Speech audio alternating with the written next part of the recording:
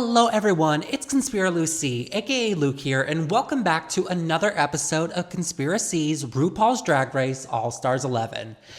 And you guys, we just had our double premiere, and you know what? I was entertained. I'm gonna be honest, after All-Stars 10, I was a little bit timid for the premiere of this season, but to be honest, I was actually, like I said, I was entertained.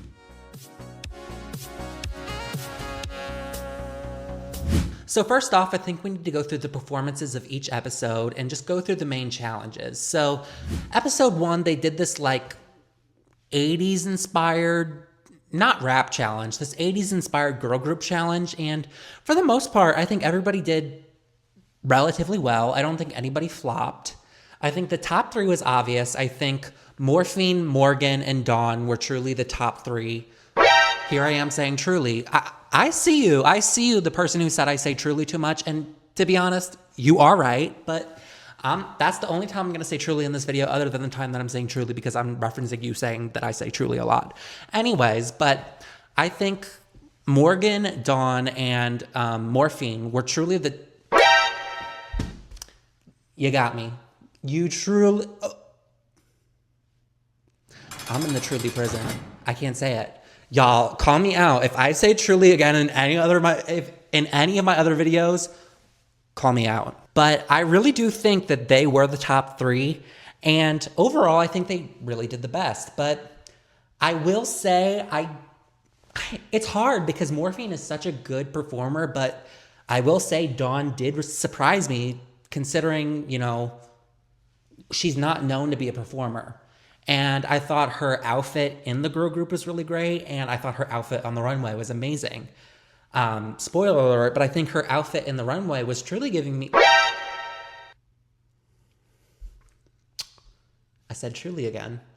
Somebody give me a truly, honestly. Like, at this point, who could it hurt? But I thought her outfit was giving Taylor Swift, and I was living. I think if it was up to me, I feel like there's a chance maybe I would have given it to Morphine and Morgan rather than Dawn.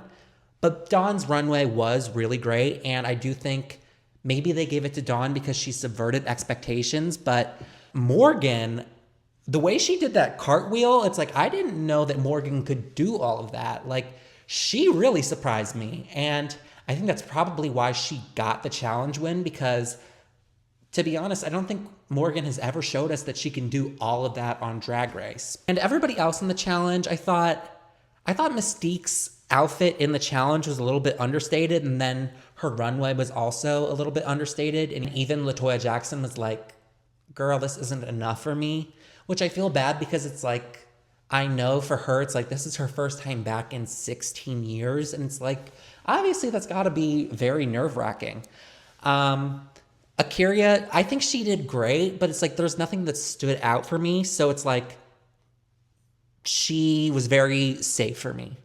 Nothing bad, nothing too great. If it was going to be a bottom 2, it would have been Mystique and Lucky.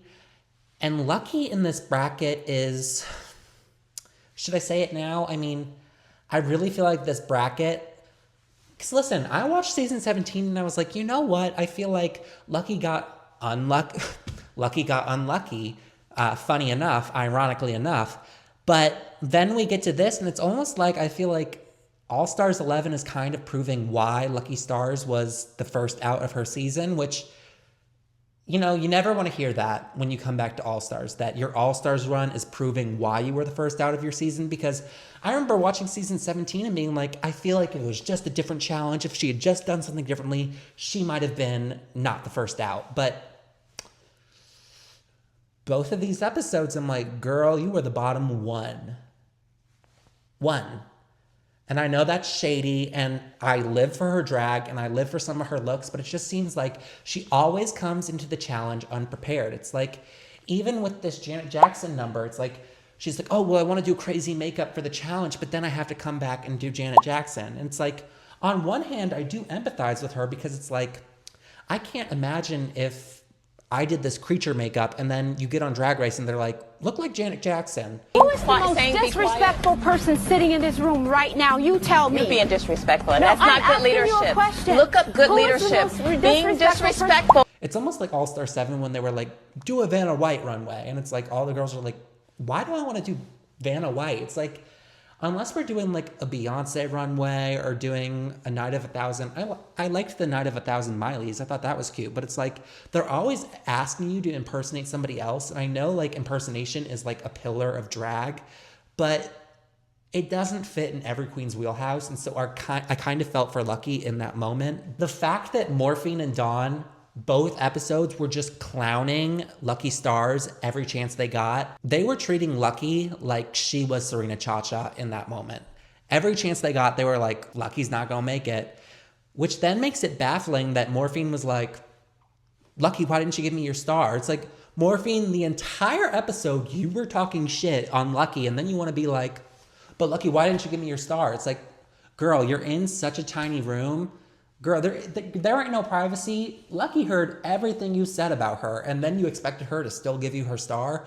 Especially when, I'll say right now, I do think Mystique being so nice to Lucky is a little bit of strategy, like Morgan said, but I can't really be mad at it. It's working, and I thought it was kind of sweet to see their relationship. Morgan is definitely, she's coming into this giving the drama, and I think it's needed because I felt like the workroom was a little bit empty with only 6 queens, and I don't remember feeling that as much with All Stars 10, but All Stars 11, it's really apparent that this workroom is empty.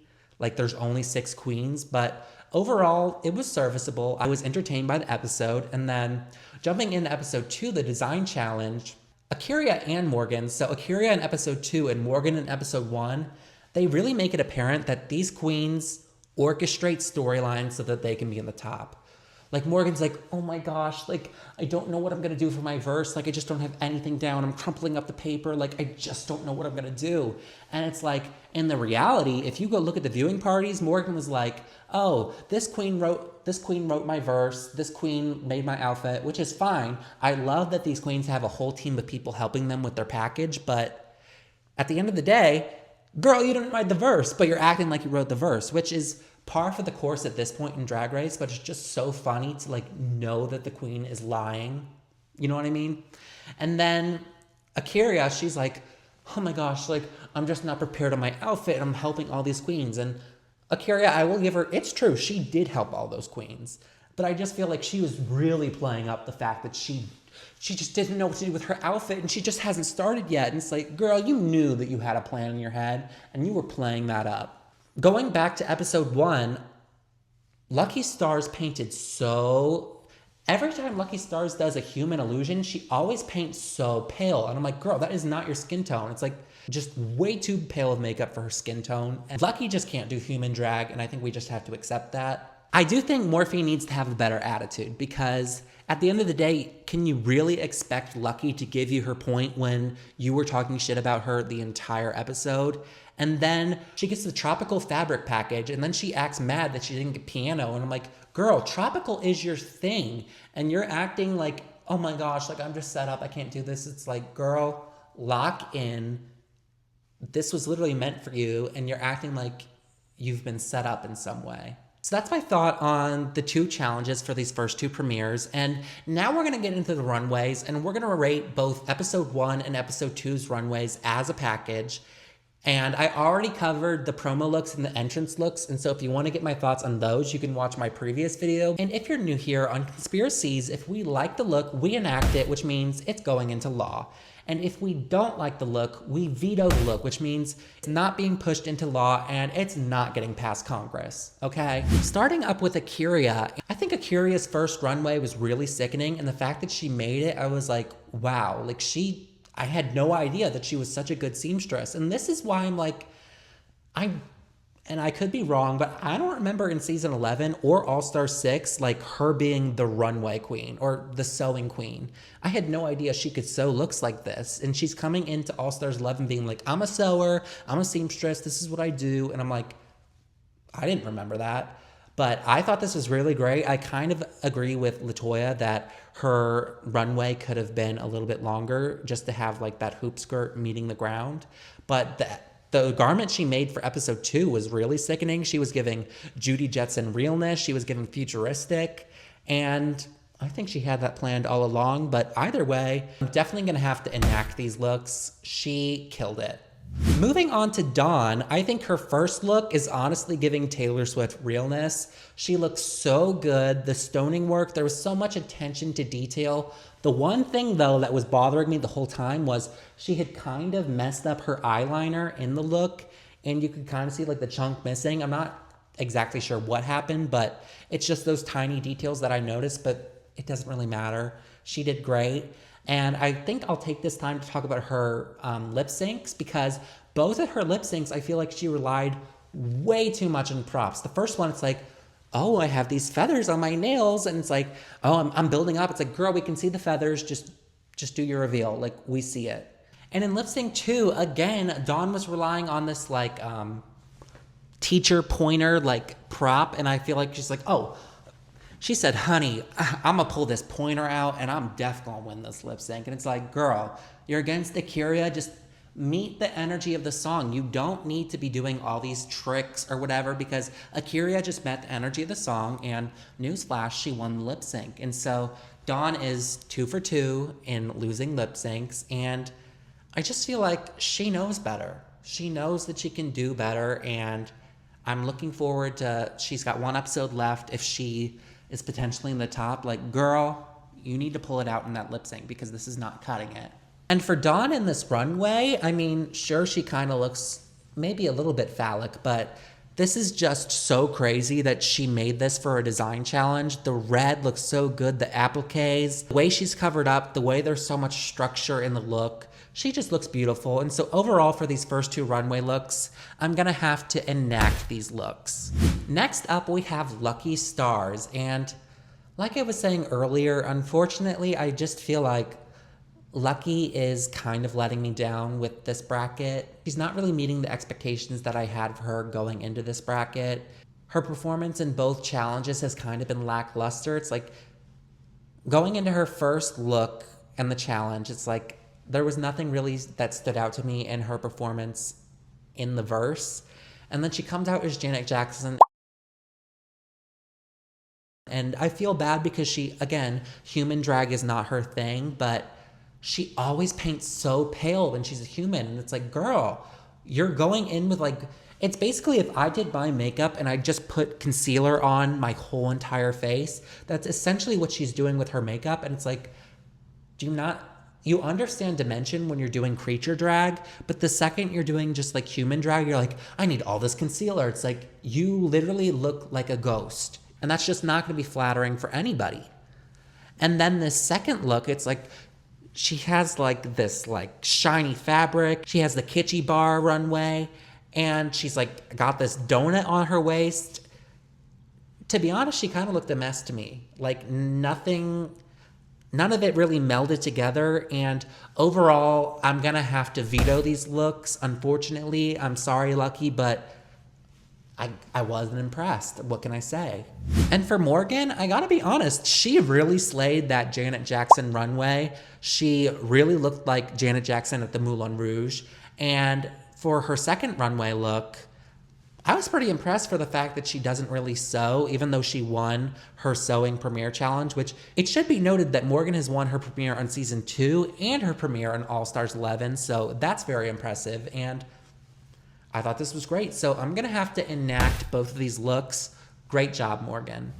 Moving on to Morphine Love Dion, and her first runway was truly so good. Like, I genuinely think they could have chose Morphine over Dawn and it still would have felt correct. I understand that maybe we chose Dawn just because it was unexpected from her, and I do think her outfit in the performance challenge was just a little bit better than Morphine's, but overall, this was great. And then the design challenge look that she made, I wasn't impressed. I gotta be honest. It's not my favorite look from Morphine. I really hated that huge leaf in the hair. It was not my favorite. I just feel like it didn't go with anything else in the outfit. And then she was like, oh, like I feel like I wanted to add more pearls. And they were like, oh, there's too much pearls. There's not, I'm going to say this. There's not too much pearls in the outfit. It looks like too much pearls because there's not enough. When you just have pearls like scattered here, scattered there, it's like, girl, you should not have added those pearls, which I'll agree. But if she had added more pearls, it would look cohesive in the whole outfit. But with just the amount of pearls that she put on this, it's not enough. Overall, I am going to enact these looks. I really didn't like that second look, but that first look was so good. She was so close to winning that first challenge that overall, I will enact it. Moving on to Mystique Summers. I keep on adding the Madison, so I apologize if I keep saying the Madison, which it's funny because I don't think I've thought about her since I watched season 2.